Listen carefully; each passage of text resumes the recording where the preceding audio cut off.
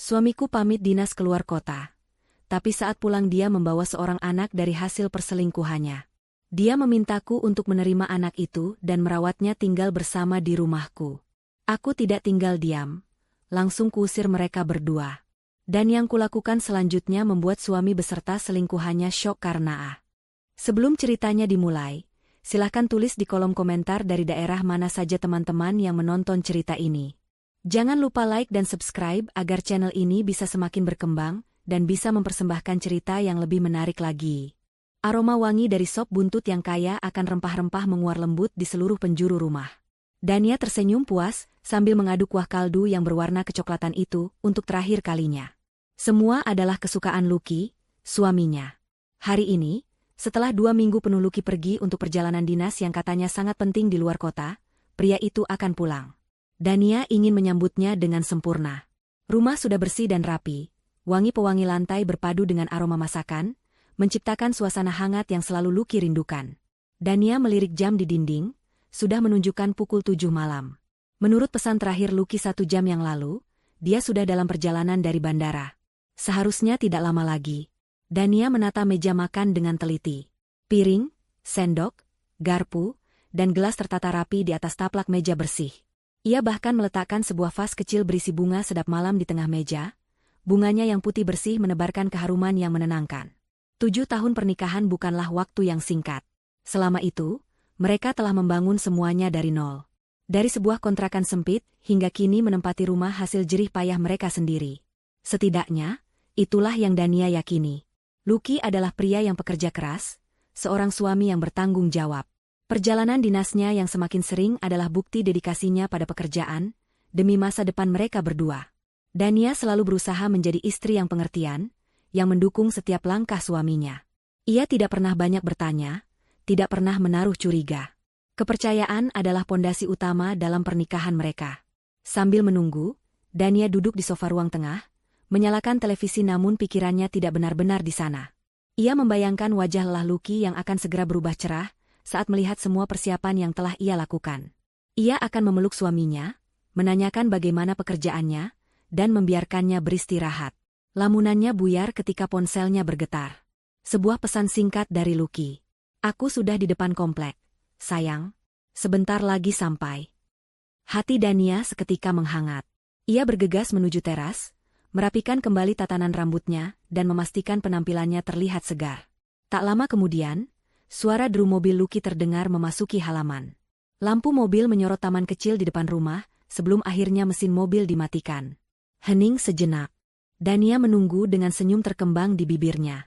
Pintu mobil terbuka, namun Lucky tidak langsung turun. Ia tampak berbicara dengan seseorang di dalam. Dania mengernyitkan dahi sejenak, mungkin Lucky bersama rekan kerjanya yang ikut mengantar. Beberapa saat kemudian, Lucky akhirnya turun dari mobil. Pria itu tampak sedikit berbeda. Wajahnya terlihat letih, tetapi ada gurat kecemasan yang tidak bisa disembunyikan. Senyumnya terlihat kaku. Namun, bukan itu yang membuat senyum di wajah Dania membeku. Bukan itu yang membuat jantungnya seolah berhenti berdetak. Di samping Lucky, berdiri seorang anak perempuan kecil, berusia sekitar 3 tahun, yang memegang erat tangan suaminya. Anak itu mengenakan gaun berwarna merah muda yang sedikit kusam, dengan rambut ikal yang diikat 2. Matanya yang besar dan bulat menatap Dania dengan tatapan takut dan polos. Dunia Dania seakan berhenti berputar. Siapa anak ini? Mengapa dia bersama Lucky? Ribuan pertanyaan menyerbu benaknya, menciptakan badai kebingungan yang menyesakan. Lucky berjalan mendekat dengan langkah ragu. Anak perempuan itu bersembunyi di balik kakinya, sesekali mengintip ke arah Dania. Dania, panggil Lucky dengan suara serak. Dania tidak menjawab. Matanya terpaku pada sosok kecil yang asing itu. Seluruh kehangatan yang tadi ia rasakan lenyap dalam sekejap, digantikan oleh hawa dingin yang menusuk hingga ke tulang. Sayang, aku pulang, kata Lucky lagi, mencoba tersenyum, namun gagal total. Dania tetap diam, tatapannya tajam menuntut penjelasan. Lucky menelan ludah, terlihat jelas kegugupan di wajahnya. Ia berjongkok, mengelus kepala anak itu dengan lembut. Dania, kenalkan. Lucky berhenti sejenak, mencari kekuatan untuk melanjutkan kalimatnya. Namanya Lila. Dania masih tidak bersuara. Keheningan di antara mereka terasa begitu pekat dan menakutkan. Lucky menarik napas dalam-dalam, lalu mengucapkan kalimat yang menghancurkan seluruh dunia Dania hingga berkeping-keping. Dia, anakku. Waktu terasa berhenti. Suara jangkrik di taman terdengar lebih keras dari biasanya. Aroma sop buntut yang tadi begitu menggugah selera kini terasa memuakan. Anakku.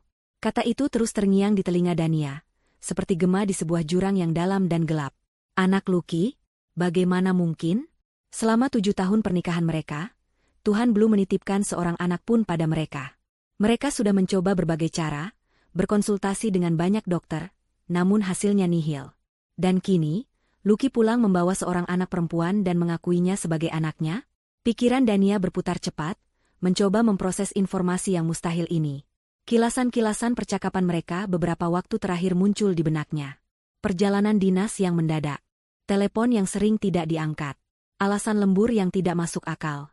Semua kebohongan itu kini tersusun menjadi sebuah gambar utuh yang mengerikan. Pengkhianatan.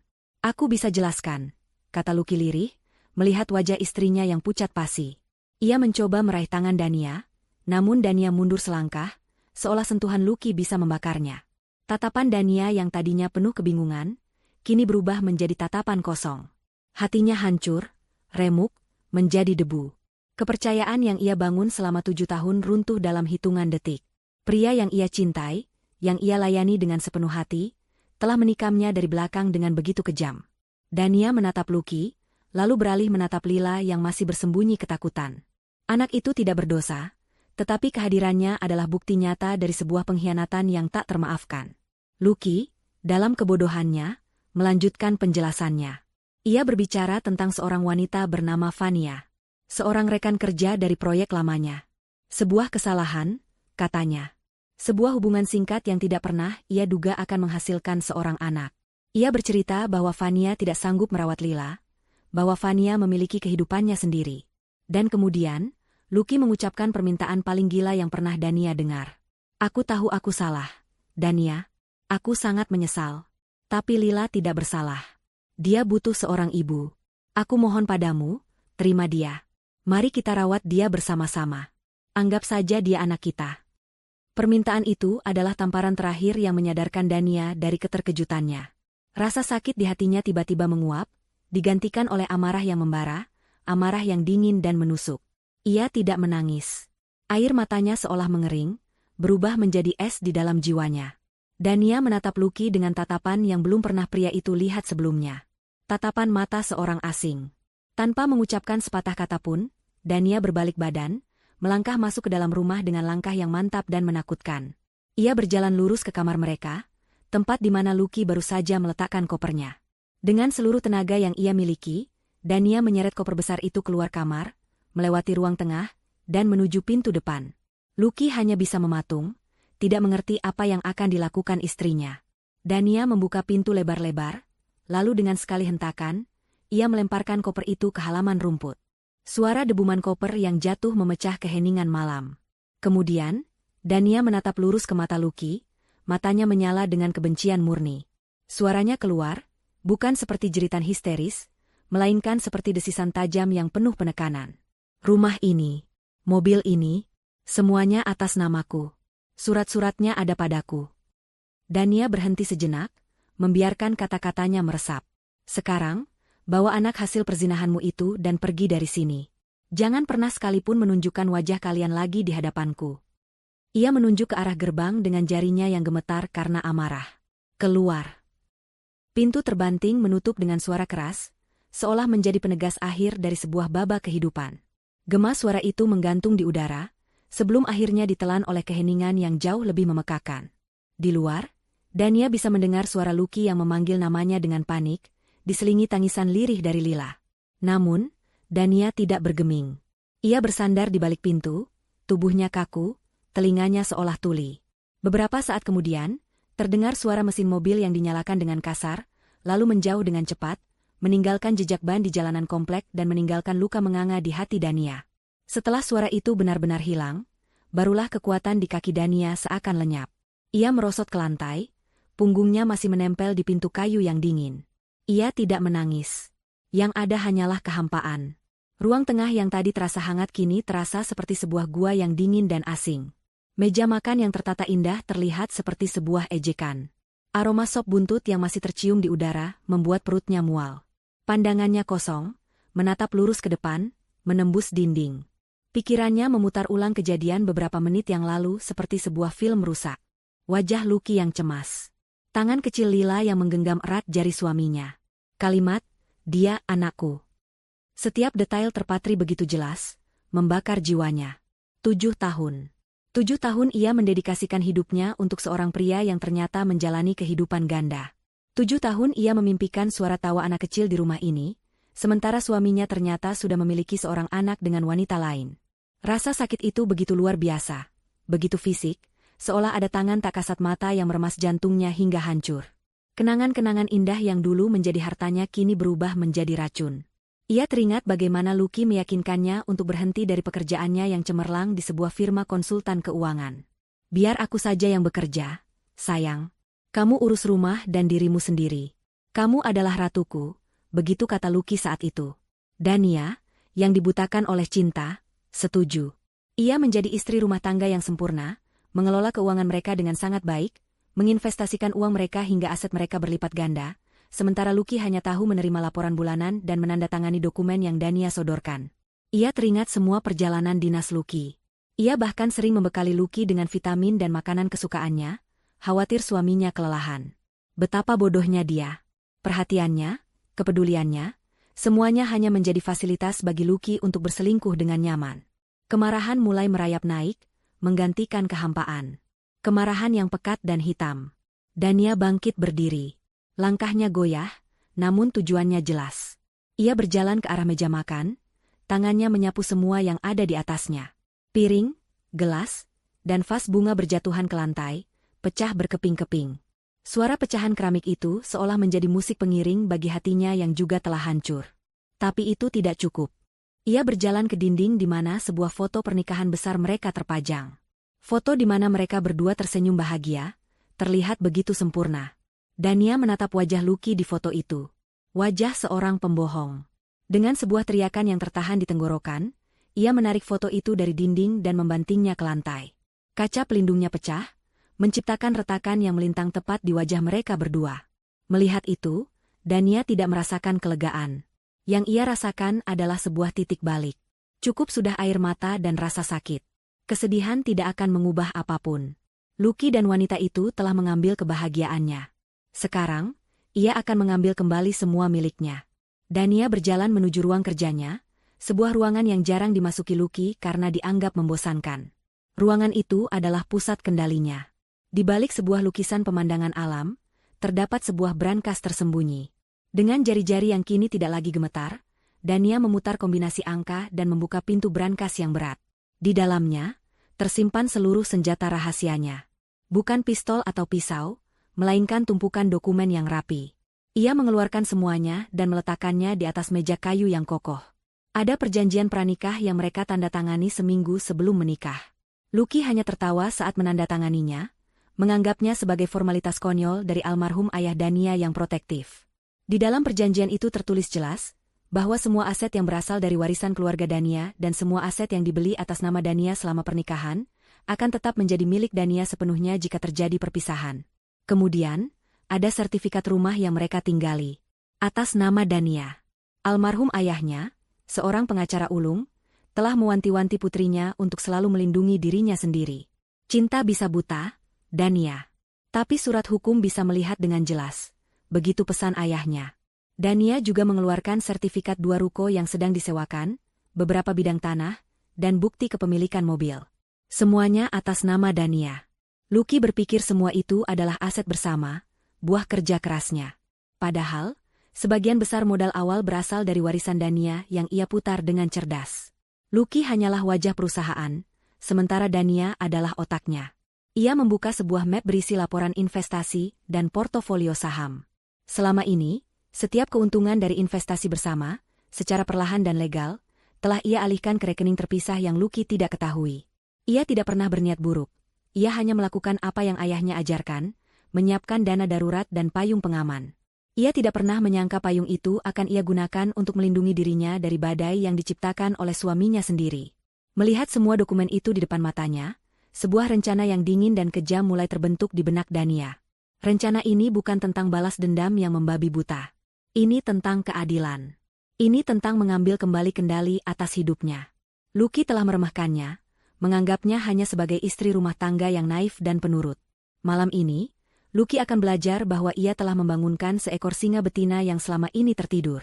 Dania tidak akan membiarkan Lucky dan selingkuhannya hidup bahagia di atas penderitaannya, menggunakan harta yang bukan hak mereka. Ia akan membuat Lucky merasakan bagaimana rasanya tidak memiliki apa-apa. Ia akan membiarkan pria itu tenggelam dalam lubang yang ia gali sendiri. Vania, wanita itu, yang pasti tergiur dengan citra sukses Lucky, akan segera melihat wujud asli pria itu, seorang pecundang yang hidup dari kekayaan istrinya. Dania mengambil ponselnya. Jarinya dengan mantap mencari sebuah nama di daftar kontak. Pak Suryo. Beliau adalah penasihat keuangan sekaligus pengacara kepercayaan keluarganya sejak lama, orang yang membantunya menyusun semua strategi perlindungan aset ini. Dania menarik napas dalam-dalam, mengembuskannya perlahan, membuang sisa-sisa kerapuhan dari dalam dirinya. Ketika ia menekan tombol panggil, suaranya yang keluar terdengar tenang, datar, dan tanpa emosi. Halo, selamat malam, Pak Suryo. Maaf mengganggu. Ia mendengarkan jawaban dari seberang sejenak. Saya baik-baik saja, Pak. Saya menelepon karena ada hal yang sangat mendesak. Dania berhenti, matanya menatap tajam ke arah foto pernikahan mereka yang pecah di lantai. Sudah waktunya. Saya mau kita laksanakan rencana kontingensi yang pernah kita siapkan. Cairkan semua investasi atas nama Lucky Pratama yang menggunakan jaminan aset saya. Tarik semua fasilitas kartu kredit dan jalur pinjaman yang saya jamin. Pindahkan semua dana dari rekening bersama ke rekening pribadi saya. Saya mau, besok pagi pukul 9 tepat, saat ban mulai beroperasi, dia tidak lagi memiliki akses ke Rp1 pun uang saya. Keheningan sejenak di ujung telepon, sebelum Pak Suryo menjawab dengan singkat, akan saya laksanakan, Bu Dania. Setelah menutup telepon, Dania tidak merasakan apa-apa selain kelegaan yang dingin. Malam ini mungkin malam terpanjang dalam hidupnya. Tapi besok, akan menjadi awal dari hari penghakiman untuk Lucky. Vania terbangun oleh seberkas cahaya matahari yang berhasil menyelinap masuk melalui celah gorden tebal di kamar hotel. Ia meregangkan tubuhnya di atas kasur empuk berukuran besar, merasakan spray sutra yang lembut membelai kulitnya. Sebuah senyum kemenangan terukir di wajahnya. Semalam adalah malam yang penuh gejolak, diwarnai oleh drama pengusiran oleh istri tua Lucky. Vania sempat panik, namun Lucky berhasil menenangkannya. Pria itu membawanya ke hotel bintang 5 terbaik di kota, memesan kamar suite yang mewah, dan berjanji bahwa ini hanyalah awal dari kehidupan indah yang akan mereka jalani. Vania mempercayainya. Baginya, Dania hanyalah masa lalu. Wanita kampungan yang tidak tahu cara menikmati hidup. Sekarang adalah eranya, era Vania dan putrinya, Lila. Ia melirik ke samping. Lucky masih tertidur, namun tidurnya tampak tidak nyenyak. Dahinya berkerut dan sesekali ia bergumam tidak jelas. Vania mendengus pelan. Drama semalam pasti membuatnya lelah. Di sofa dekat jendela, Lila juga masih tertidur pulas, tubuh mungilnya dibalut selimut tebal dari hotel. Vania meraih ponselnya, membuka aplikasi properti dan mulai menelusuri daftar apartemen mewah untuk disewa. Ia sudah membayangkan akan mendekorasi rumah baru mereka, mengadakan pesta dengan teman-teman sosialitanya, dan memamerkan Lucky sebagai tambang emas barunya. Ia tidak sabar untuk memulai. Setelah beberapa saat, Lucky akhirnya terbangun. Ia duduk di tepi ranjang, memijat pelipisnya. Pagi, sayang, sapa Vania dengan nada manja. Aku sudah lihat-lihat apartemen yang bagus. Nanti kita lihat lokasinya, ya?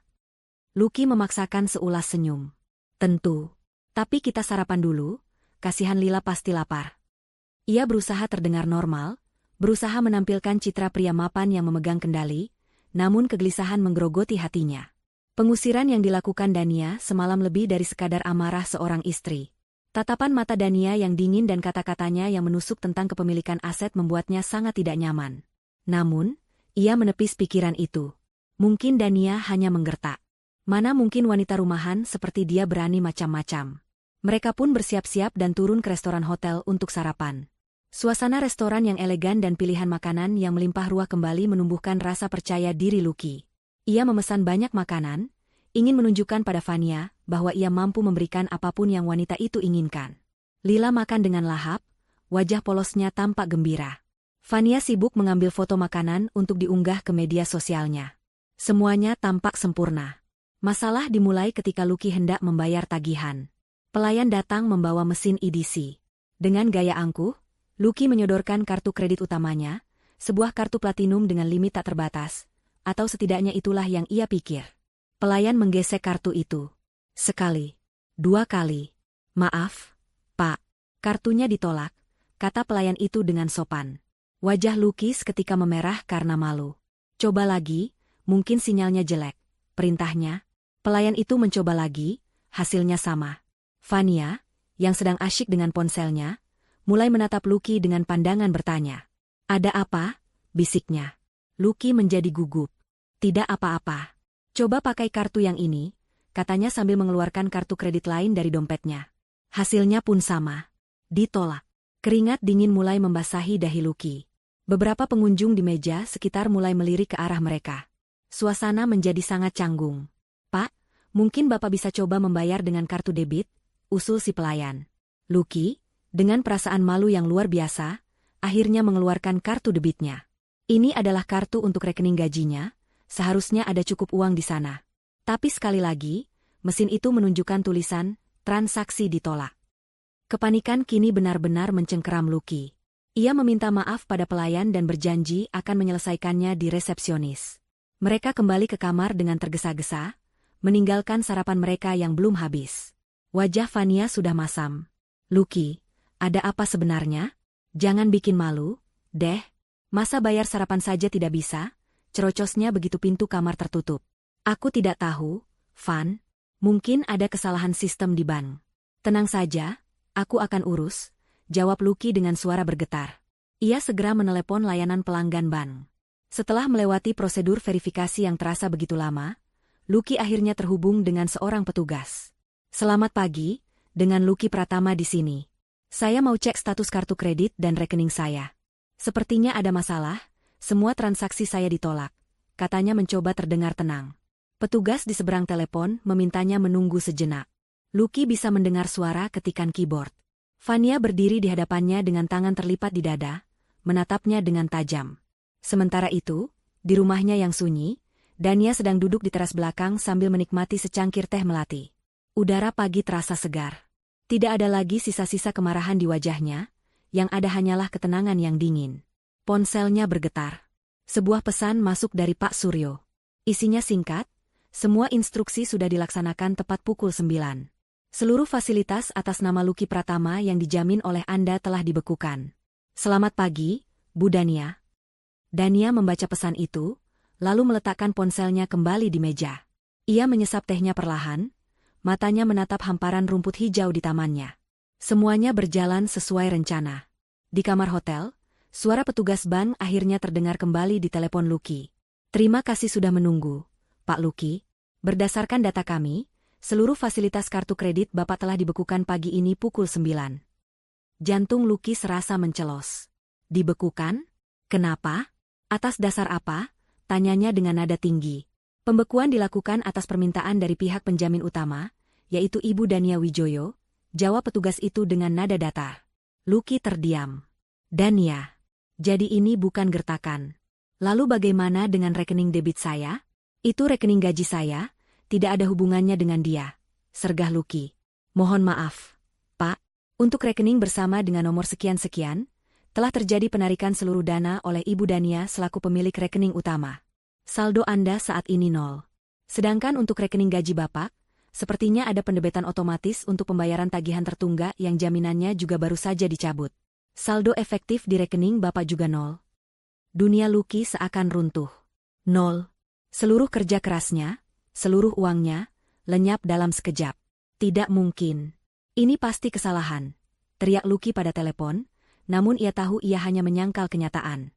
Setelah menutup telepon dengan kasar, ia mencoba membuka aplikasi mobile bankingnya. Benar saja. Semua rekeningnya menunjukkan angka 0 besar yang seolah mengejeknya.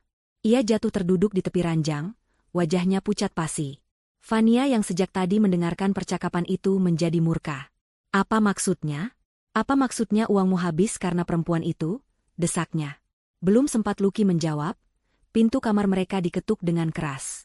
Manajer hotel berdiri di sana dengan 2 orang petugas keamanan. Selamat pagi, Pak Lucky. Waktu check-out Anda sudah lewat 1 jam. Dan kami mendapat laporan tagihan restoran yang belum terbayar.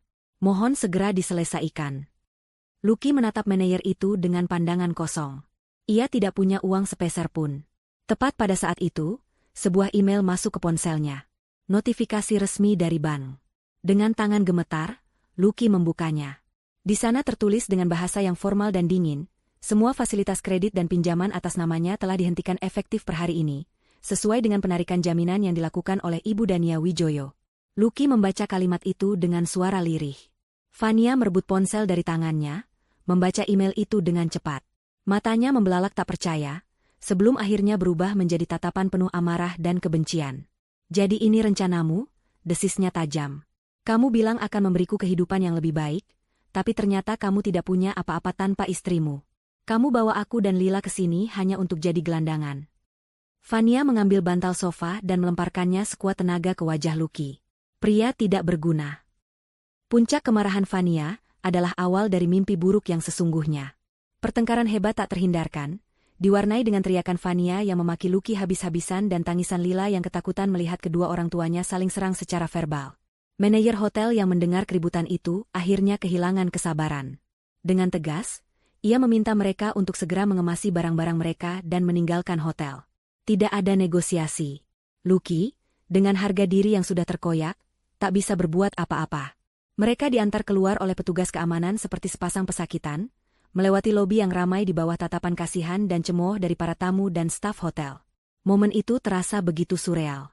Baru tadi pagi Fania merasa seperti seorang ratu yang akan menaklukkan dunia, kini ia terusir dari hotel dengan cara yang paling memalukan. Mereka masuk ke dalam mobil, satu-satunya tempat berlindung yang mereka miliki saat ini. Fania membanting pintu dengan keras. Lila masih terisak di kursi belakang. Keheningan yang canggung menyelimuti mereka, hanya dipecah oleh suara isakan Lila. Lucky menyandarkan kepalanya di setir, merasa pusing dan putus asa. Ia harus mendapatkan uang. Segera. Pilihan pertamanya jatuh pada Rian, sahabatnya sejak kuliah. Ia yakin Rian pasti akan membantunya. Dengan sisa harapan, Lucky menelepon sahabatnya itu. Halo, Rian?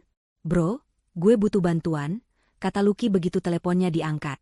Ia menceritakan versinya, bahwa ia sedang ada masalah perbankan yang rumit dan butuh pinjaman uang tunai untuk beberapa hari. Ia bisa mendengar Rian berdeham di seberang sana. Waduh, Luke, bukannya gue nggak mau bantu, tapi bulan ini gue lagi pas-pasan banget.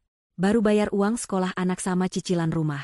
Beneran lagi nggak ada pegangan sama sekali, jawab Rian dengan nada yang terdengar dibuat-buat. Lucky merasa ada yang aneh. Rian tidak pernah menolaknya sebelumnya. Tapi ia tidak punya pilihan selain menerima penolakan itu. Oh, oke, bro. Nggak apa-apa. Thanks, ya, katanya lirih sebelum menutup telepon. Ia tidak tahu, 15 menit sebelumnya, Rian baru saja menerima sebuah email dari firma hukum Suryo Rekan. Email itu tidak menuduh Lucky apapun. Hanya sebuah pemberitahuan itikat baik yang menginformasikan bahwa firma tersebut sedang menangani potensi sengketa aset antara klien mereka, Ibu Dania Wijoyo, dengan Bapak Lucky Pratama, dan menyarankan para mitra bisnis untuk berhati-hati dalam melakukan transaksi keuangan dengan Lucky untuk menghindari potensi masalah hukum di kemudian hari. Email serupa juga dikirimkan ke hampir semua kolega dan rekan bisnis penting Lucky. Dania, melalui Pak Suryo, telah membumi hanguskan reputasi Lucky bahkan sebelum Lucky sempat meminta tolong. Lucky tidak menyerah. Ia mencoba menelepon rekan bisnisnya yang lain, Pak Hartono, seorang pengusaha senior yang sering bekerja sama dengannya. Jawabannya lebih dingin. Maaf, Lucky. Untuk saat ini, saya rasa perusahaan kami belum bisa melanjutkan kerjasama atau memberikan pinjaman apapun sampai masalah internal Anda selesai. Saya harap Anda mengerti. Panggilan itu ditutup begitu saja. Lucky terperangah. Masalah internal? Berita menyebar begitu cepat? Ia mencoba lagi menghubungi pamannya, seorang pria kaya yang selama ini selalu membanggakannya. Hasilnya sama saja. Alasan yang dibuat-buat, nada yang dingin, dan penolakan yang tegas. Satu persatu, semua pintu yang ia pikir akan terbuka untuknya, tertutup rapat di depan wajahnya.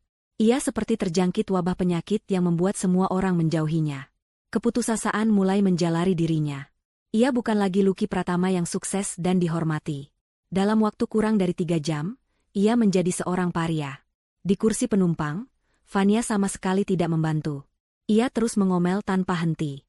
Terus sekarang kita mau kemana? Lila butuh makan. Dia butuh susu. Kamu ini gimana sih? Kenapa jadi begini? Setiap kalimatnya bagai belati yang menusuk harga diri Lucky yang sudah terluka. Tidak ada kata-kata penenang, tidak ada tawaran solusi, yang ada hanya tuntutan dan keluhan. Cinta dan kekaguman yang dulu Vania tunjukkan padanya kini lenyap tak berbekas, digantikan oleh kekecewaan dan amarah. Mobil mereka terus berputar tanpa tujuan di jalanan kota yang ramai. Panas matahari terasa menyengat. AC mobil yang terus menyala membuat indikator bensin semakin mendekati huruf E. Mereka bahkan tidak punya uang untuk membeli bensin. Di titik terendah dalam hidupnya, Lucky teringat satu benda berharga miliknya yang mungkin bisa diuangkan. Sebuah jam tangan mewah, hadiah dari almarhum ayahnya saat ia lulus sarjana. Jam itu adalah satu-satunya benda yang memiliki nilai sentimental dan tidak terikat secara hukum dengan Dania. Dengan berat hati, Lucky mengarahkan mobilnya ke sebuah pegadaian di pinggir jalan. Ia melepas jam itu dari pergelangan tangannya, merasakan kekosongan yang aneh. Di dalam toko yang pengap, seorang pria parubaya menaksir jam tangannya dengan tatapan tajam. Harga yang ditawarkan jauh di bawah harga pasar, sebuah penawaran yang mencekik leher. Tapi Lucky tidak punya pilihan. Ia butuh uang tunai sekarang juga. Ia menerima uang itu, beberapa lembar ratusan ribu yang terasa begitu hina jika dibandingkan dengan nilai kenangan jam tangan itu. Uang hasil gadai itu menjadi penyelamat sementara mereka. Cukup untuk membeli beberapa botol susu untuk Lila, makanan, bensin, dan yang terpenting, menyewa tempat tinggal. Bukan apartemen mewah yang Vania impikan, melainkan sebuah rumah kontrakan petak di sebuah gang sempit dan padat. Bau comberan menyambut mereka saat mereka turun dari mobil. Dinding kontrakannya berjamur, catnya mengelupas di sana-sini. Hanya ada satu ruangan serbaguna yang merangkap sebagai kamar tidur dan ruang tamu, serta sebuah kamar mandi kecil yang berkerak. Seekor tikus berlari melintasi ruangan saat mereka pertama kali masuk. Vania menatap semua itu dengan horor. "Kita akan tinggal di sini?" tanyanya dengan suara bergetar, matanya berkaca-kaca. "Ini neraka, Lucky." Lucky hanya bisa diam, menahan rasa malu dan amarah. "Ini hanya sementara, Van. Sampai aku bisa menyelesaikan masalah ini," jawabnya lemah. Malam itu, mereka tidur di lantai beralaskan tikar tipis yang mereka beli. Suara berisik dari tetangga yang bertengkar, deru motor yang lewat di gang, dan udara yang pengap membuat mereka tidak bisa tidur. Lucky menatap langit-langit yang retak, pikirannya kacau. Bagaimana hidupnya bisa berubah drastis dalam waktu 24 jam? Vania tidur memunggunginya, menjaga jarak sejauh mungkin. Lelah dan merasa pusing, Lucky memutuskan untuk keluar sebentar, mencari udara segar sekaligus membeli obat sakit kepala di warung depan gang. Namun, saat ia melangkah keluar dari pintu kontrakan yang reot, ia tak sengaja mendengar suara Vania yang sedang berbisik di telepon. Lucky berhenti, bersembunyi di balik dinding. "Iya, aku juga tidak menyangka dia semelarat ini," bisik Vania dengan nada kesal. "Aku terjebak di sini, di tempat yang menjijikkan. Istrinya itu licik sekali, semua hartanya dikuras habis. Aku benar-benar menyesal ikut dengannya." Ada jeda sejenak. "Coba saja waktu itu aku tidak menolakmu dan lebih memilih dia. Hidupku pasti tidak akan seperti ini." Jantung Lucky seolah berhenti berdetak. Rasa sakit karena dikhianati Dania terasa begitu hebat, tetapi rasa sakit mendengar ucapan Vania saat ini terasa berbeda. Ini adalah penghinaan. Ia menyadari sebuah kebenaran pahit. Wanita yang membuatnya rela membuang 7 tahun pernikahannya, ternyata tidak pernah benar-benar mencintainya. Vania hanya mencintai uangnya, gaya hidupnya, statusnya. Dan ketika semua itu hilang, cinta Vania pun ikut hilang. Lucky berdiri dalam kegelapan gang sempit itu, merasa menjadi orang paling bodoh di seluruh dunia. Hari-hari di rumah kontrakan sempit itu terasa seperti siksaan yang tak berujung. Setiap pagi, Lucky terbangun bukan karena cahaya matahari, melainkan karena suara batuk Lila yang demamnya tak kunjung turun, atau omelan Vania yang mengeluhkan segalanya. Dinding yang tipis membuat pertengkaran tetangga terdengar, seperti terjadi di kamar mereka sendiri. Bau apak dari kamar mandi yang lembab menempel di pakaian dan napas mereka. Lucky, yang dulu memulai hari dengan secangkir kopi mahal dan koran bisnis, kini memulainya dengan menatap langit-langit yang bocor dan menghitung sisa uang di sakunya. Kenangan akan hinaan Vania di telepon malam itu terus menghantuinya, membunuh sisa-sisa perasaan yang ia miliki untuk wanita itu. Ia kini melihat Vania apa adanya, seorang parasit yang hanya bisa menempel saat inangnya kuat, dan akan menggerogoti saat inangnya lemah. Sementara Lucky terjebak dalam penyesalan dan kebencian pada dirinya sendiri, Vania terjebak dalam kemuakan. Ia benci tempat ini, ia benci menjadi miskin. Ia benci melihat Lila yang sakit-sakitan, karena ia tak punya uang untuk membawanya ke dokter yang layak. Setiap kali ia melihat Lucky yang hanya diam dan merenung, amarahnya meluap. Baginya, diamnya Lucky adalah tanda kelemahan, bukti bahwa pria itu sudah menyerah. Ia tidak sadar bahwa Lucky sedang berpikir keras. Otaknya yang panik berusaha mencari jalan keluar dari labirin kesesatan yang ia ciptakan sendiri. Dalam keputusasaannya yang paling dalam, sebuah ingatan muncul. Sebuah harapan kecil yang selama ini terlupakan. PT Cipta Mandiri. Sebuah perusahaan konsultan kecil yang ia dirikan 3 tahun lalu, untuk menangani proyek-proyek sampingan yang tidak ingin ia laporkan ke perusahaan utama.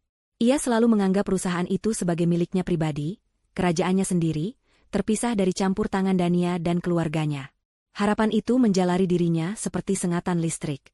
Mungkin Dania, dalam semua perhitungannya yang cermat, telah melupakan aset kecil ini. Mungkin ini adalah kesempatannya untuk bangkit kembali. Dengan semangat baru yang rapuh, Lucky pergi ke sebuah warung internet yang ramai dan berisik. Ia sudah tidak memiliki laptop, benda itu ikut lenyap bersama kemewahan lainnya. Di depan sebuah komputer tua yang lambat, ia dengan gugup memasukkan kata sandi untuk mengakses rekening bank perusahaan itu. Jantungnya berdebar kencang. Ketika halaman itu akhirnya terbuka, matanya terpaku pada deretan angka saldo. Tidak banyak, hanya sekitar 200 juta rupiah.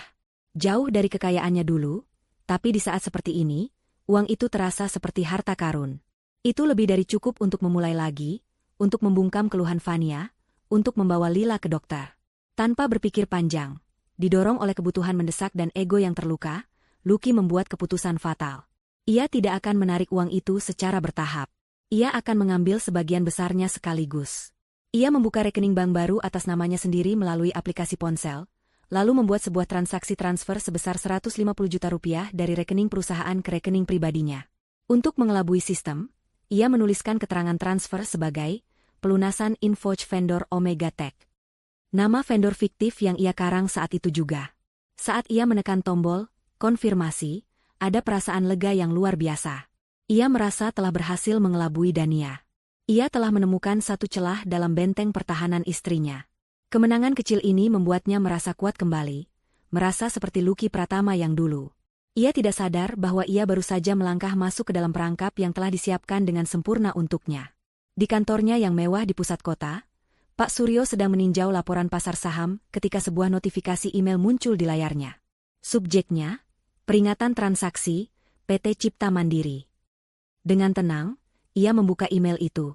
Sistem pemantau otomatis yang ia pasang di semua aset yang terafiliasi dengan keluarga Dania, telah mendeteksi adanya penarikan dana dalam jumlah besar yang tidak terjadwal.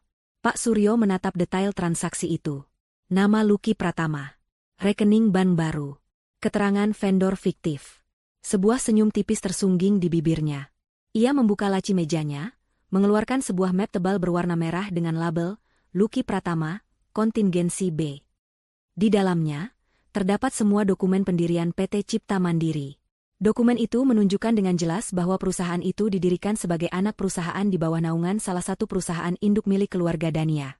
Lucky memang menjabat sebagai direktur, tetapi kepemilikan saham 100% berada di tangan Dania.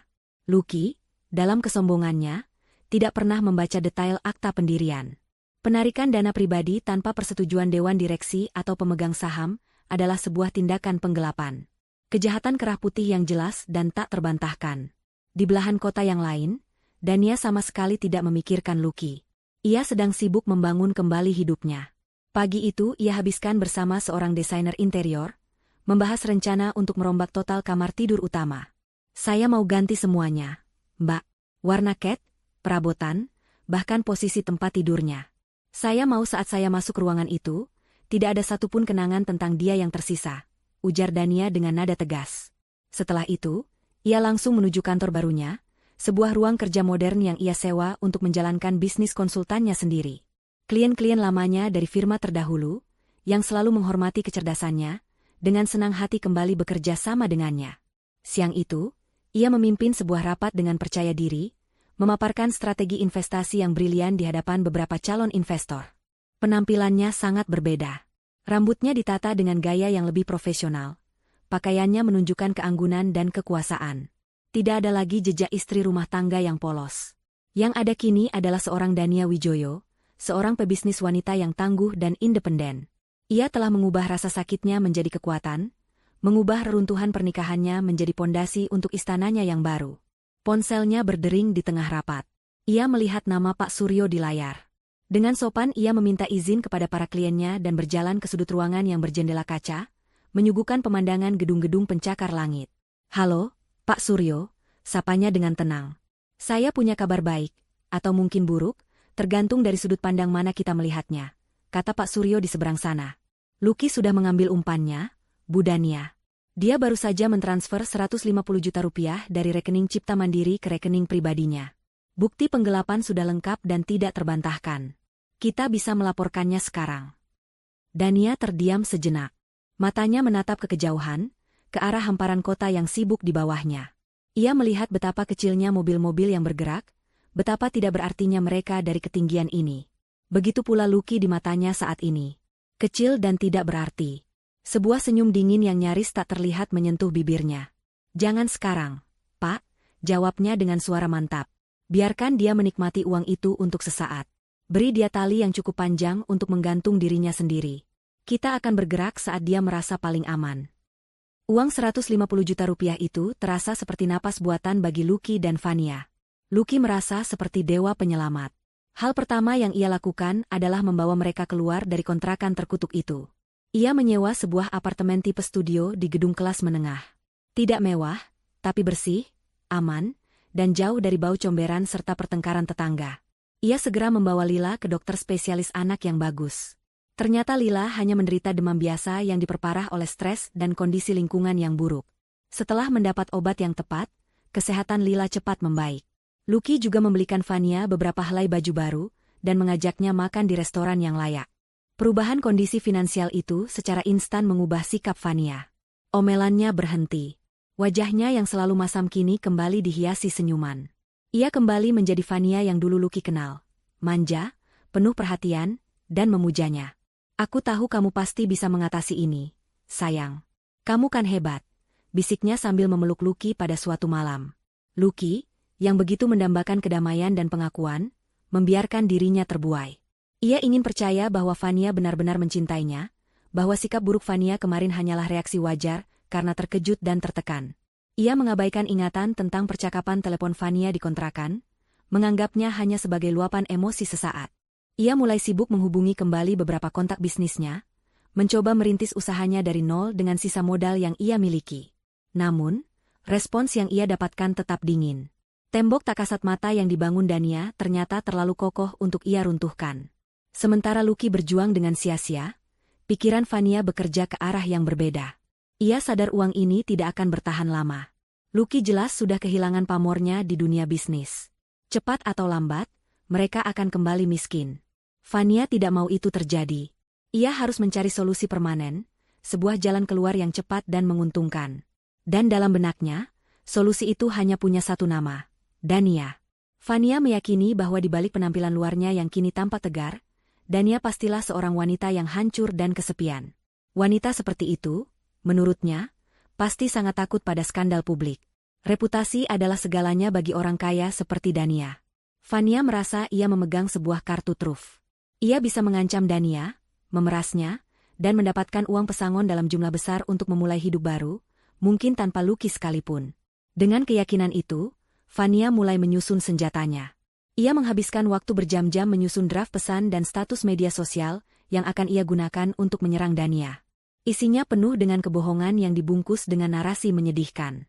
Ia akan menggambarkan dirinya sebagai korban, seorang wanita lugu yang diperdaya Lucky, dan Dania sebagai istri dingin yang tidak pernah bisa memberikan kebahagiaan pada suaminya, sehingga mendorong Lucky ke pelukan wanita lain. Ia bahkan dengan sengaja menjatuhkan setrika panas ke lengannya untuk menciptakan luka bakar kecil, lalu memotretnya. Luka itu akan ia gunakan sebagai bukti bahwa Dania telah menyewa preman untuk mengintimidasinya. Ia merasa rencananya sangat cerdik. Ia akan memukul Dania di titik terlemahnya, harga diri dan citra publik. Setelah merasa persiapannya cukup, Fania berhasil mendapatkan nomor ponsel pribadi Dania dari daftar kontak lama di ponsel Lucky. Dengan jantung berdebar karena antisipasi dan keserakahan, ia menekan nomor itu. Panggilan itu tersambung. "Halo?" Terdengar suara Dania yang tenang. "Halo, Dania. Ini aku, Fania," kata Fania, mencoba membuat suaranya terdengar angkuh. Aku tidak punya banyak waktu. Aku hanya ingin menawarkanmu sebuah kesepakatan. Aku tahu kamu tidak ingin nama baikmu dan keluarga besarmu hancur karena skandal perselingkuhan suamimu, kan? Dania tidak menjawab. Keheningan di seberang sana membuat Fania semakin percaya diri. Aku bisa membuat hidupmu seperti neraka. Aku akan menceritakan semuanya ke media. Tentang bagaimana kamu gagal sebagai istri, bagaimana? Berapa hargamu? Potong Dania, suaranya terdengar datar, nyaris bosan. Fania terkejut dengan respons langsung itu, tapi ia menganggapnya sebagai tanda bahwa umpannya berhasil. 5 miliar rupiah, katanya tanpa ragu. Transfer uang itu ke rekeningku, dan aku bersama Lila akan menghilang selamanya dari kehidupan kalian. Anggap saja itu biaya untuk membersihkan kekacauan yang dibuat suamimu. Fania tersenyum licik, membayangkan tumpukan uang yang akan segera menjadi miliknya. Namun, yang terdengar dari seberang bukanlah suara kepanikan, melainkan sebuah tawa kecil yang dingin. 5 miliar? Fania, harga dirimu ternyata murah sekali. Sikap Dania yang meremehkan itu membuat Fania marah. Jangan main-main denganku. Aku punya bukti-bukti yang bisa menghancurkanmu, ancamnya. Oh, ya? Bukti apa? Foto luka bakar palsumu itu, balas Dania dengan tenang. Fania terkesiap. Bagaimana Dania bisa tahu? Atau cerita karanganmu tentang aku yang menjadi istri yang buruk? Lanjut Dania. Silakan saja. Tim pengacara saya sudah menyiapkan tuntutan balik atas pencemaran nama baik. Setiap kata yang kamu tulis atau ucapkan di depan publik, hanya akan menambah jumlah nol pada gugatan ganti rugi yang harus kamu bayar padaku. Fania mulai panik. Ini tidak berjalan sesuai rencananya. Dan kalau kita bicara soal bukti, suara Dania tiba-tiba berubah menjadi sedingin es. Aku yang punya bukti sesungguhnya. Aku punya rekaman lengkap percakapan teleponmu dengan teman priamu di rumah kontrakan itu. Rekaman saat kamu mengatakan bahwa Lucky sudah melarat, dan kamu menyesal telah ikut dengannya. Kira-kira, media lebih tertarik dengan cerita sedihmu, atau dengan bukti bahwa kamu sebenarnya adalah seorang wanita materialistis yang meninggalkan kekasihmu begitu dia jatuh miskin? Darah serasa surut dari wajah Fania. Tubuhnya gemetar. Ia tidak bisa berkata-kata. Sebelum ia sempat memproses semuanya, Dania melancarkan serangan terakhirnya. Oh, dan satu hal paling penting yang sepertinya kamu lupakan.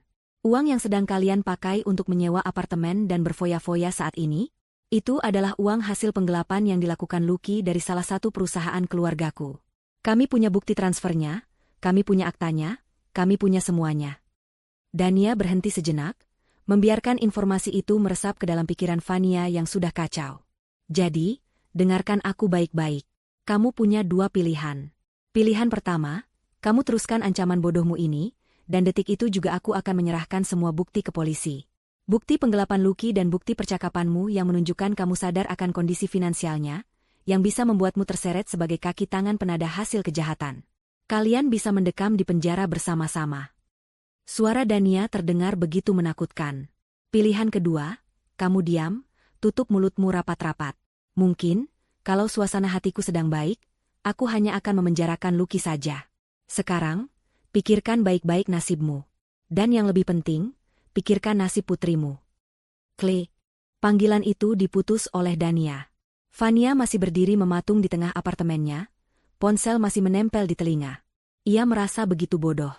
Senjata yang ia pikir akan memberinya kekayaan dan kebebasan, kini telah berbalik arah dan menodong tepat di jantungnya sendiri.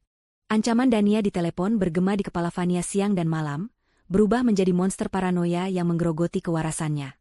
Setiap suara langkah kaki di koridor apartemen, setiap dering telepon, setiap sirene mobil di kejauhan, membuatnya tersentak ketakutan. Ia yakin Dania akan mengirim polisi untuk menangkapnya kapan saja. Kehidupan di apartemen kelas menengah yang sempat terasa seperti surga kecil, kini berubah menjadi penjara yang menyiksa. Ia memandangi Lucky dengan cara yang berbeda.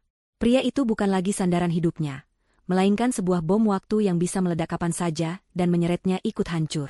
Ia menjadi pendiam, mudah tersinggung, dan sering melamun. Lucky, yang masih terbuai oleh harapan palsu, merasakan perubahan drastis itu. Kamu kenapa sih, Van? Sejak pindah ke sini kamu jadi aneh, tegur Lucky pada suatu sore. Aku tidak aneh, balas Fania dengan ketus. Aku hanya lelah dengan semua ketidakpastian ini. Kamu bilang akan menyelesaikan masalahmu, tapi sampai sekarang tidak ada hasilnya. Ia tidak berani menceritakan ancaman Dania. Ia takut Lucky akan melakukan hal bodoh yang justru mempercepat kehancuran mereka. Hubungan mereka yang baru saja diperbaiki dengan segepok uang, kini retak kembali. Atmosfer di dalam apartemen menjadi begitu tegang dan penuh kecurigaan. Lucky curiga Vania menyembunyikan sesuatu. Sementara Vania hidup dalam teror, merasa seolah dinding-dinding apartemen ikut mengawasinya. Ia mulai membenci Lucky dengan sungguh-sungguh, menyalahkannya atas situasi mengerikan yang ia hadapi. Di saat yang bersamaan, ia juga membenci dirinya sendiri, karena telah begitu bodoh mempertaruhkan segalanya untuk pria yang ternyata adalah sebuah kegagalan besar. Ia merasa terjebak, tidak bisa maju dan takut untuk mundur. Di tengah ketegangan itu, hanya Lila yang menjadi pengingat bisu akan kesalahan mereka. Tangisannya di malam hari seolah menjadi lagu pengiring bagi kegagalan kedua orang tuanya. Sementara itu, di Menara Gadingnya, Dania memutuskan bahwa waktunya telah tiba. 2 minggu telah berlalu sejak Lucky melakukan penggelapan. Pria itu sudah cukup lama menikmati uang haramnya, sudah cukup lama merasakan harapan palsu. Dania telah menyelesaikan sebuah proyek merger besar untuk kliennya, sebuah pencapaian yang menegaskan kembali posisinya sebagai konsultan keuangan yang brilian. Ia berdiri di depan jendela kantornya, menatap kota yang terhampar di bawah. Ia merasa kuat, terkendali, dan siap untuk mengakhiri drama ini. Dengan jari yang mantap, ia mengirim sebuah pesan singkat kepada Pak Suryo. Pesan itu hanya terdiri dari 2 kata, laksanakan sekarang.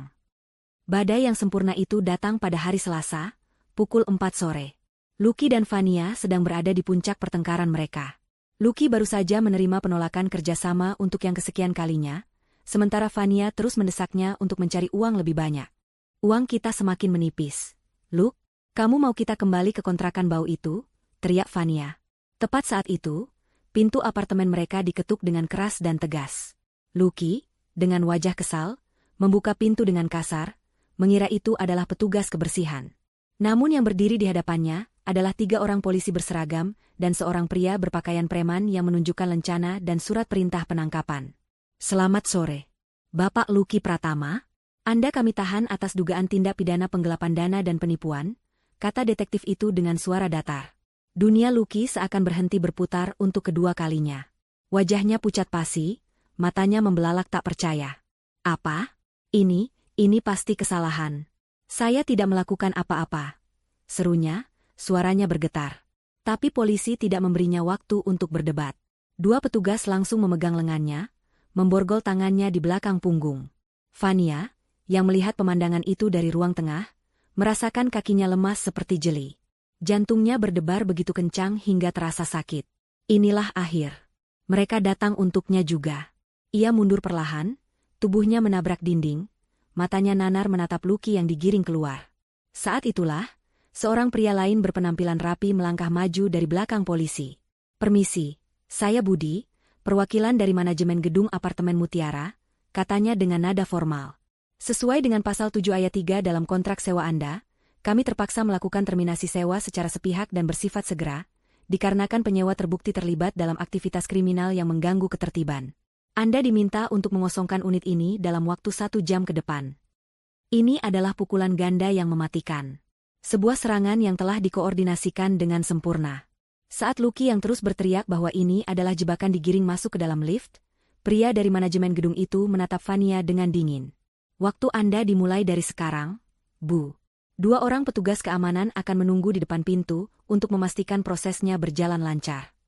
Pintu apartemen dibiarkan terbuka.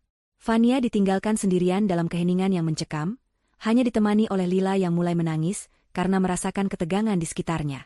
Kepanikan yang luar biasa menjalari Vania. Lucky ditangkap. Ia diusir.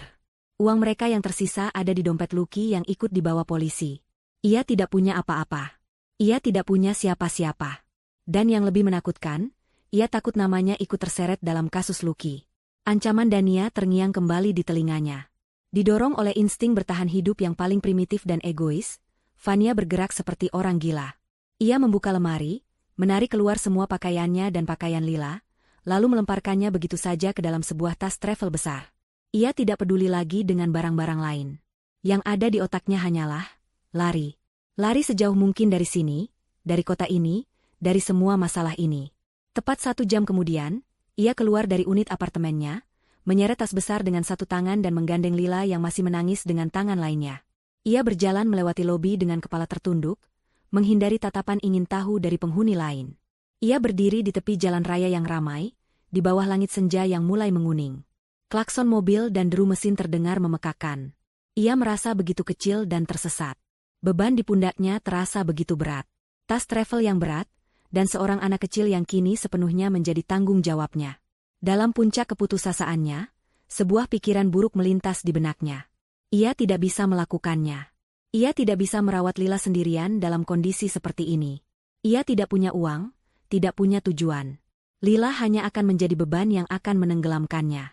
Dengan hati yang telah mati rasa, ia memanggil sebuah taksi, meminta sopir untuk membawanya ke taman kota terbesar. Di sana, ia membelikan Lila es krim terakhir. Sambil melihat putrinya makan dengan polos, Fania menulis beberapa kata di secari kertas yang ia robek dari buku catatan. Ia melipat kertas itu dan memasukkannya ke dalam saku gaun Lila. "Tolong jaga anak saya. Namanya Lila. Ibunya tidak mampu merawatnya." Setelah es krim itu habis, Fania memeluk Lila dengan erat untuk sesaat. "Ibu ke toilet sebentar, ya? Kamu tunggu di sini, jangan kemana-mana," bisiknya dengan suara bergetar. Itu adalah kebohongan terakhirnya.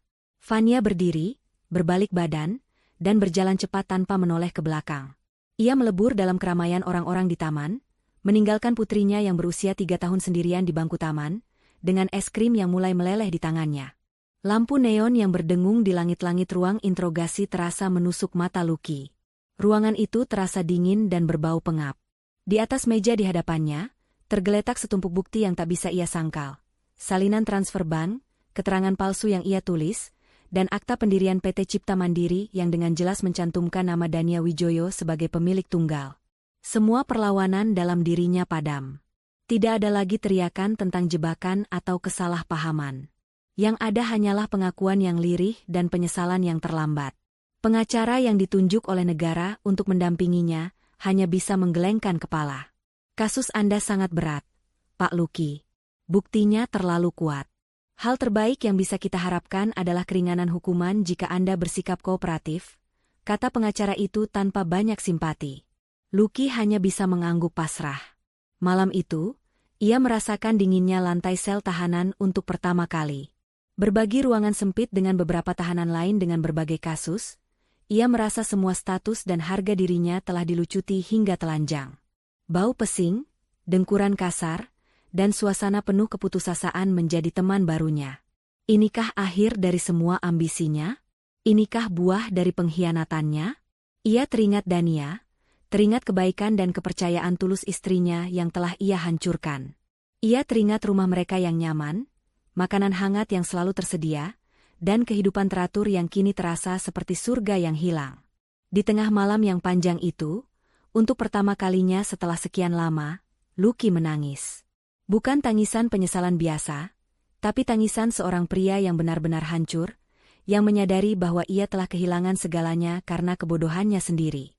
Keesokan harinya, saat kembali diinterogasi, Lucky memberanikan diri untuk bertanya. "Fania dan anak saya, Lila, bagaimana kabar mereka?" Detektif yang memeriksanya menatap Lucky dengan pandangan dingin. Wanita bernama Fania melarikan diri. "Kami sudah memasukkannya dalam daftar pencarian orang," jawab detektif itu. Jantung Lucky mencelos. "Fania kabur. Lalu anak saya?" tanya Lucky dengan suara tercekat. Detektif itu membuka sebuah map laporan. Seorang anak perempuan bernama Lila ditemukan oleh petugas keamanan sedang sendirian di Taman Mentari tadi malam. Ibunya meninggalkannya. "Anak itu sekarang aman, untuk sementara kami titipkan di panti asuhan kasih bunda." Kalimat itu menghantam Lucky seperti palu godam. Ditinggalkan. Anaknya, darah dagingnya, ditinggalkan begitu saja di taman seperti barang yang tidak diinginkan. Gambaran Lila yang sendirian dan ketakutan di tengah kegelapan malam membakar benaknya. Rasa sakit karena kehilangan harta dan kebebasan, seketika terasa tidak ada apa-apanya dibandingkan rasa bersalah yang kini menghancurkan jiwanya. Dialah penyebab semua ini. Keegoisannya telah menghancurkan Dania, memenjarakan dirinya sendiri, dan yang paling parah, menjadikan putrinya seorang anak terlantar. Di ruang interogasi itu, Lucky akhirnya menemukan penjaranya yang sesungguhnya. Sebuah penjara seumur hidup yang dibangun dari rasa bersalah dan penyesalan. Kabar tentang Lucky dan Fania sampai ke telinga Dania, melalui Pak Suryo pada pagi harinya. Ia mendengarkan laporan itu dengan tenang di kantornya yang megah. Lucky ditahan. Fania kabur. Semuanya berjalan sesuai skenario. Sebuah babak yang kelam dalam hidupnya telah resmi ditutup. Seharusnya ia merasa menang, seharusnya ia merasa puas. Tapi yang ia rasakan hanyalah sebuah kehampaan yang aneh. Balas dendamnya terasa manis, tapi meninggalkan sisa rasa yang pahit. Namun, laporan Pak Suryo belum selesai. Ada satu hal lagi, Bu Dania, mengenai anak itu, Lila. Dia sekarang ada di panti asuhan Kasih Bunda di wilayah Jakarta Timur. Kondisinya sehat, meskipun sedikit trauma. Informasi itu, entah kenapa, menyentuh sesuatu di dalam diri Dania. Selama ini, Lila hanyalah sebuah simbol. Simbol pengkhianatan Lucky. Simbol dari wanita perusak rumah tangganya. Tapi sekarang, mendengar nama panti asuhan yang nyata dan kondisi anak itu yang trauma, Lila berubah menjadi sosok yang real. Seorang anak kecil yang menjadi korban tak berdosa. Siang itu, Dania tidak bisa fokus bekerja. Bayangan seorang anak kecil yang sendirian di panti asuhan terus menghantuinya. Ia marah pada Lucky dan Fania, kemarahannya begitu besar. Bagaimana bisa mereka begitu tidak bertanggung jawab? Bagaimana bisa mereka membuang anak mereka sendiri demi menyelamatkan diri? Didorong oleh perasaan yang tidak bisa ia jelaskan, Dania membatalkan semua jadwal rapatnya sore itu. Ia masuk ke mobilnya dan menyetir tanpa arah. Sebelum akhirnya tanpa sadar ia sudah mengarahkan mobilnya menuju alamat panti asuhan yang tadi disebutkan oleh Pak Suryo. Ia memarkir mobilnya di seberang jalan, agak jauh dari gerbang panti. Dari dalam mobilnya yang ber-AC, ia bisa melihat halaman panti yang sederhana, di mana beberapa anak sedang bermain. Dan kemudian, ia melihatnya. Seorang anak perempuan kecil berambut ikal, duduk sendirian di ayunan. Anak itu tidak bermain, hanya duduk diam sambil memeluk sebuah boneka kusam. Lila. Dania menatap anak itu lama sekali. Ia melihat betapa kecilnya Lila, betapa rapuhnya ia terlihat di dunia yang begitu besar dan kejam. Tidak ada lagi kebencian di hati Dania saat menatapnya. Yang ada hanyalah perasaan iba yang mendalam. Anak ini tidak memilih untuk dilahirkan dari sebuah perselingkuhan. Anak ini tidak bersalah sama sekali. Pertarungannya adalah dengan Lucky dan Fania, orang-orang dewasa yang telah membuat pilihan buruk. Pertarungannya sudah selesai. Dan kini, di hadapannya, ada sisa-sisa dari pertempuran itu, seorang korban kecil yang tak berdaya. Amarah di hatinya perlahan luruh, digantikan oleh sesuatu yang lebih lembut, sesuatu yang lebih manusiawi. Ia tidak bisa mengubah masa lalu Lila, tapi mungkin, ia bisa membantu membentuk masa depannya. Dengan sebuah keputusan yang mantap, Dania mengambil ponselnya dan menghubungi Pak Suryo. Suaranya terdengar jernih dan penuh keyakinan. Pak Suryo, tolong atur ini untuk saya. Saya mau Anda membuat sebuah dana abadi atas nama donatur anonim untuk panti asuhan Kasih Bunda. Berikan donasi tahunan dalam jumlah yang sangat signifikan. Ia berhenti sejenak, matanya masih tertuju pada Lila yang masih duduk sendirian di ayunan. Dalam perjanjian donasi itu, masukkan satu klausul khusus. Dana tersebut sebagian besar harus dialokasikan untuk menjamin masa depan seorang anak bernama Lila. Pastikan dia mendapatkan gizi terbaik, perawatan kesehatan yang layak, dan yang terpenting, pendidikan setinggi mungkin, kalau bisa sampai ke luar negeri sekalipun. Biayai semuanya. Dan satu hal lagi, Pak. Tidak boleh ada seorang pun di dunia ini yang tahu bahwa dana itu berasal dari saya. Ini harus menjadi rahasia kita. Setelah menutup telepon, Dania menatap Lila untuk terakhir kalinya. Ia telah menyelesaikan balas dendamnya, tetapi dengan memilih untuk menyelamatkan masa depan anak dari pengkhianatan suaminya, Dania meraih kemenangannya yang paling sejati. Bukan dengan menghancurkan, tetapi dengan memberi harapan baru. 8 bulan berlalu seperti angin. Bagi Dania, 8 bulan itu adalah periode pembangunan dan pertumbuhan yang pesat. Bagi Lucky, 8 bulan itu adalah pelajaran panjang tentang kehilangan dan penyesalan di balik jeruji besi. Berkat sikap kooperatifnya selama persidangan dan pengakuannya yang penuh, hukumannya diringankan. Dan pada suatu pagi yang cerah, gerbang penjara terbuka dan Lucky melangkah keluar, kembali menjadi manusia bebas, namun tidak lagi utuh. Penjara telah mengubahnya. Tubuhnya yang dulu tegap kini sedikit membungkuk, lebih kurus, dengan rambut yang mulai ditumbuhi uban di pelipisnya. Tatapan matanya yang dulu penuh arogansi kini meredup, digantikan oleh sorot mata seorang pria yang telah melihat dasar jurang. Ia tidak lagi memiliki apa-apa. Tidak ada rumah untuk pulang, tidak ada pekerjaan yang menanti, tidak ada keluarga yang menyambut. Yang ia miliki hanyalah satu tujuan yang menggerakkan langkahnya yang lelah, menemukan Dania dan meminta maaf. Bukan untuk meminta kembali. Bukan untuk memohon uang. Ia hanya ingin mengucapkan kata maaf yang tulus dari dasar jiwanya yang telah hancur. Ia merasa berhutang permintaan maaf itu, bukan hanya pada Dania, tetapi juga pada dirinya sendiri, sebagai satu-satunya cara untuk memulai penebusan dosa. Namun, menemukan Dania ternyata tidak mudah. Ia sudah bukan lagi bagian dari dunia wanita itu. Nomor ponsel Dania telah berganti. Rumah lama mereka kini dijaga ketat. Teman-teman lama mereka semua menghindarinya seperti wabah. Selama beberapa minggu, Lucky hidup menggelandang, bekerja serabutan sebagai kuli panggul di pasar untuk sekadar bisa makan sekali sehari. Setiap malam ia tidur di emperan toko, kedinginan dan kelaparan, sebuah hukuman fisik yang setimpal untuk dosa-dosanya. Akhirnya, melalui seorang kenalan lama yang masih punya sedikit rasa kasihan, ia mendapatkan informasi. Dania kini adalah pendiri sekaligus CEO dari Dewe Consulting, sebuah firma penasihat investasi yang sedang naik daun dan berkantor di salah satu gedung pencakar langit paling prestisius di pusat kota. Dengan pakaian terbaiknya yang tersisa, sebuah kemeja lusuh dan celana panjang yang sedikit pudar, Lucky memberanikan diri mendatangi gedung itu. Ia merasa seperti kurcaci di negeri para raksasa. Semua orang di sekelilingnya berjalan cepat, mengenakan setelan mahal dan memancarkan aura kesuksesan. Ia merasa begitu kecil, begitu kotor, begitu tidak pantas. Setelah bertanya pada direktori gedung, ia naik lift ke lantai 45. Jantungnya berdebar kencang. Pintu lift terbuka, menampilkan lobi kantor yang begitu modern dan mewah, dengan logo Dewe Consulting terpampang elegan di dinding marmer. Ia melangkah ragu menuju meja resepsionis yang dijaga oleh seorang wanita muda yang menatapnya dengan pandangan aneh. "Selamat siang, ada yang bisa saya bantu?" tanya resepsionis itu dengan nada yang berusaha tetap sopan. Saya ingin bertemu dengan Ibu Dania Wijoyo," kata Lucky dengan suara serak. "Apakah sudah ada janji temu?" tanya si resepsionis lagi, tatapannya menyeratkan keraguan. "Belum.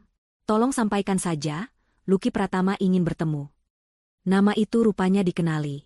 Ekspresi si resepsionis langsung berubah menjadi waspada. "Mohon maaf, Pak, Ibu Dania sedang sibuk," katanya dengan tegas. Lucky sudah menduganya. "Saya mohon. Hanya 5 menit. Saya tidak akan mengganggunya," pintanya dengan nada memelas. Tepat saat itu, pintu kaca sebuah ruangan rapat terbuka. Dania melangkah keluar, sedang berbicara serius dengan beberapa orang kolega bisnisnya. Ia tampak begitu berbeda. Rambutnya dipotong pendek sebahu, membuatnya terlihat lebih segar dan tegas. Ia mengenakan blazer berwarna biru tua yang menunjukkan otoritas. Ia memancarkan aura kekuatan dan kepercayaan diri yang begitu cemerlang. Pandangan mereka bertemu. Untuk sesaat, Dania tampak terkejut, namun ia berhasil menguasai dirinya dengan cepat. Lucky hanya bisa mematung, terpesona sekaligus merasa semakin kerdil. Setelah menyelesaikan percakapannya, Dania berjalan mendekat.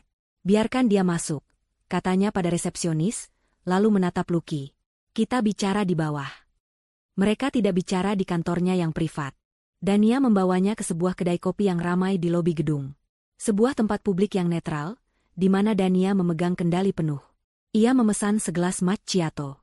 Lucky hanya meminta segelas air putih. Mereka duduk berhadapan di sebuah meja kecil dekat jendela. Keheningan terasa begitu berat. Akhirnya, Lucky yang memecahkannya. "Dania, aku..." Ia memulai, suaranya bergetar. "Aku kesini hanya untuk satu hal. Aku ingin minta maaf." Air mata mulai menggenang di pelupuk matanya. "Aku minta maaf atas semuanya. Atas pengkhianatanku, atas kebohonganku, atas keegoisanku. Aku telah menghancurkanmu, menghancurkan pernikahan kita. Tidak ada satu hari pun di penjara aku tidak menyesali perbuatanku." Ia bercerita dengan tulus, tanpa ada nada membela diri. Ia menceritakan bagaimana di dalam sel ia akhirnya menyadari betapa berharganya Dania, dan betapa bodohnya ia telah menyia-nyiakan segalanya. "Aku juga tahu," lanjut Lucky sambil menyeka air matanya. "Pengacaraku memberitahu bahwa ada donatur anonim yang menjamin masa depan Lila. Aku tahu itu kamu, Dania. Tidak ada orang lain yang akan melakukannya. Terima kasih. Dari dasar hatiku yang paling dalam, Terima kasih sudah menyelamatkan putriku yang bahkan tidak berdosa itu. Aku tidak pantas menerima kebaikanmu, tapi terima kasih. Ia menundukkan kepalanya, bahunya terguncang oleh isak tangis yang tertahan. Dania mendengarkan semuanya dengan ekspresi yang tenang, sulit ditebak. Tidak ada kemarahan, tidak ada kebencian. Yang ada hanyalah sebuah jarak yang begitu jauh di antara mereka. Setelah Lucky selesai, Dania menyesap kopinya perlahan. Aku menerima permintaan maafmu, Lucky, katanya dengan suara yang lembut namun tegas. Bukan untukmu, tapi untuk diriku sendiri. Agar aku bisa benar-benar melepaskan masa lalu. Ia menatap lurus ke mata Lucky. Tapi maafmu tidak akan pernah bisa mengembalikan kepercayaanku yang sudah hancur. Penjara, kemiskinan, penderitaan yang kamu alami saat ini, itu semua bukanlah balasan dariku. Itu adalah cermin dari perbuatanmu sendiri. Kamu menuai apa yang kamu tanam. Kata-kata itu diucapkan tanpa emosi, membuatnya terasa semakin menusuk. Dania kemudian membuka tas tangannya, mengeluarkan dompet, dan mengambil beberapa lembar uang ratusan ribu. Ia meletakkannya di atas meja, di samping gelas air putih Lucky. Lucky menatap uang itu dengan pandangan tidak mengerti. Ini bukan sedekah, kata Dania, seolah bisa membaca pikiran Lucky. Anggap ini sebagai penutup terakhir. Pelunasan dari semua hutang piutang emosional di antara kita. Gunakan uang ini untuk memulai hidup baru yang jujur, sekecil apapun itu. Dania kemudian berdiri. Pertemuan ini sudah selesai. Setelah hari ini, katanya sebagai kalimat perpisahan, jangan pernah lagi muncul di hadapanku. Hiduplah dengan penyesalanmu, dan biarkan aku hidup dengan kedamaianku. Tanpa menunggu jawaban, Dania berbalik badan dan berjalan pergi dengan langkah anggun dan mantap. Ia tidak menoleh ke belakang. Sama sekali. Lucky hanya bisa menatap punggungnya yang semakin menjauh, hingga akhirnya menghilang di antara keramaian. Ia duduk sendirian di meja itu, menatap lembaran uang di hadapannya. Babak hidupnya bersama Dania telah benar-benar berakhir. 2 tahun kemudian, waktu telah menjadi penyembuh sekaligus hakim yang adil. Roda kehidupan terus berputar, menempatkan setiap orang di posisi yang seharusnya mereka tempati. Dania Wijoyo kini berada di puncak dunianya. Firmanya, Dewe Consulting, telah menjadi salah satu nama yang paling dihormati di industri keuangan. Ia tidak hanya cerdas dalam berbisnis, tetapi juga dikenal karena integritasnya. Ia sering diundang menjadi pembicara di berbagai seminar, menginspirasi banyak wanita muda untuk berani mandiri dan mengejar impian mereka. Kehidupannya tidak hanya berputar di seputar pekerjaan. Ia telah menemukan kembali kebahagiaan dalam hal-hal sederhana. Ia mulai melakukan perjalanan keliling dunia, sesuatu yang selalu ia impikan namun selalu ia tunda demi Lucky. Ia mendaki gunung di Nepal, menyelam di Raja Ampat, dan menikmati seni di jalanan Paris. Ia belajar melukis, bergabung dengan sebuah klub buku, dan mengisi rumahnya yang dulu terasa dingin dengan tawa para sahabatnya. Ia tidak mencari cinta yang baru, karena ia telah menemukan cinta yang paling penting, cinta untuk dirinya sendiri. Suatu sore, saat sedang bersantai di rumah, sebuah email masuk ke komputernya. Email itu dari pengurus panti asuhan Kasih Bunda, sebuah laporan rutin yang selalu dikirimkan kepadanya melalui Pak Suryo untuk menjaga anonimitasnya. Di dalam email itu, terlampir sebuah foto. Foto seorang anak perempuan berusia 5 tahun, tersenyum ceria dengan seragam taman kanak-kanak, memegang sebuah piala juara lomba menggambar. Lila. Anak itu tumbuh menjadi gadis kecil yang cantik, sehat, dan tampak bahagia. Matanya yang dulu penuh ketakutan kini berbinar penuh rasa ingin tahu. Dania menatap foto itu lama sekali. Sebuah senyum tulus dan lembut rukir di bibirnya. Tidak ada lagi rasa sakit, tidak ada lagi jejak pengkhianatan. Yang ada hanyalah kedamaian. Ia telah berhasil mengubah warisan terburuk dari masa lalunya menjadi sebuah harapan terbaik untuk masa depan seorang anak. Di sudut kota yang lain, Lucky Pratama menjalani hidup yang jauh berbeda. Ia bekerja di sebuah pabrik mebel sebagai tukang amplas. Pekerjaan yang jujur, namun berat dan bergaji kecil. Setiap hari ia pulang ke sebuah kamar kos kecil yang pengap, dengan bau kayu dan keringat yang menempel di tubuhnya. Ia hidup dalam kesendirian. Uang pemberian Dania dulu ia gunakan untuk membayar uang muka sewa kamar dan bertahan hidup sampai ia mendapatkan pekerjaan ini. Ia tidak pernah lagi mencoba menghubungi siapapun dari masa lalunya. Setiap bulan, sebagian kecil dari gajinya ia tabung, dengan niat suatu saat nanti bisa ia kirimkan untuk Lila. Meskipun ia tahu uang itu tidak ada artinya dibandingkan dana yang telah Dania siapkan. Penjara abadinya bukanlah dinding pabrik atau kamar kosnya yang sempit. Penjaranya adalah ingatannya sendiri. Bayangan wajah Dania yang kecewa dan bayangan Lila yang ia biarkan terlantar. Itulah karmanya, sebuah kehidupan yang dihabiskan dalam kerja keras dan penyesalan yang sunyi. Sementara Fania, namanya muncul dalam sebuah berita kriminal singkat yang tidak sengaja dibaca oleh Pak Suryo. Ia ditangkap di Surabaya karena terlibat dalam sindikat penipuan kartu kredit. Fotonya yang terpampang di koran online menunjukkan seorang wanita yang kuyu dan tampak jauh lebih tua dari usianya. Kecantikannya yang dulu ia banggakan telah luntur, digantikan oleh gurat keputusasaan. Ia melarikan diri dari satu masalah, hanya untuk masuk ke dalam masalah yang lebih besar. Ia menghabiskan hidupnya mengejar jalan pintas menuju kemewahan, namun yang ia temukan hanyalah jalan buntu menuju kehinaan. Karmanya adalah kehidupan yang terus-menerus dalam pelarian, selalu takut dan tidak pernah menemukan kedamaian. Cerita ini berakhir pada suatu pagi yang indah. Dania berdiri di balkon vilanya di Bali, tempat ia sedang berlibur seorang diri. Di tangannya ada secangkir kopi hangat. Udara pagi yang sejuk membelai wajahnya. Di hadapannya, matahari perlahan terbit dari ufuk timur, melukis langit dengan warna jingga, merah muda, dan emas. Pemandangan itu begitu agung, begitu penuh harapan. Dania menarik napas dalam-dalam, merasakan kedamaian meresap ke seluruh tubuh dan jiwanya. Ia telah melewati badai tergelap dalam hidupnya, diterjang oleh pengkhianatan dan kebohongan. Ia sempat jatuh, hancur berkeping-keping. Tapi dari reruntuhan itu, ia memilih untuk bangkit, bukan untuk membalas dendam, tetapi untuk membangun kembali dirinya menjadi sosok yang lebih kuat, lebih bijaksana, dan lebih utuh dari sebelumnya. Ia telah memenangkan pertempurannya. Badai telah usai. Dan di hadapannya, fajar baru kini terbentang, cerah dan tanpa batas, miliknya seorang.